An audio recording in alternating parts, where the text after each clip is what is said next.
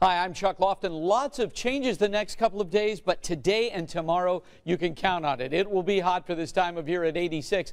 By Sunday, we'll cool down to a high of only 73. Now tonight, after that 86-degree high, the Indians have a must-win game in the playoffs against Columbus at beautiful Victory Field. It's a whiteout, so wear something white if you're going, and keep in mind that by 8 p.m. we'll be at around 75. So a nice night for baseball. How much rain are we going to get? Well, the computer models vary. I would say between a tenth of an inch and a half an inch during the day Friday and Saturday. Not much rain Friday. Do not think will affect Operation Football, but it will be warm with temperatures in the 70s.